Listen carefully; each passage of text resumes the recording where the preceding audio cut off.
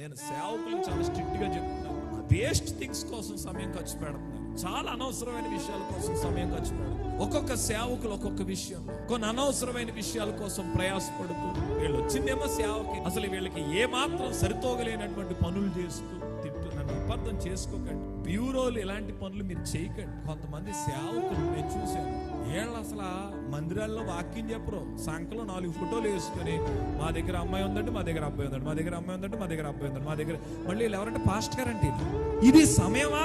నువ్వు నా సేవకు వచ్చి బ్యూరో కింద నేను ఉండమన్నానా? నిన్ను బ్యూరో కింద నేను చేయమన్నానా? నిన్ను రియల్ ఎస్టేట్ ఫైనాన్స్ లో నేను చేయమన్నానా? నిన్ను పనులు నేను చేయమన్నానా? నిన్ను వ్యాపారాలు?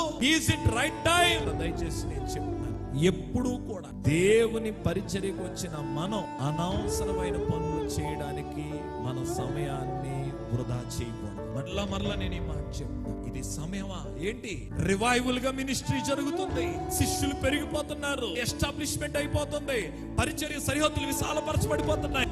ఈ టైములో నువ్వు ఈ పనులు చేయడం సమయమా? ఇది రైట్ టైమా?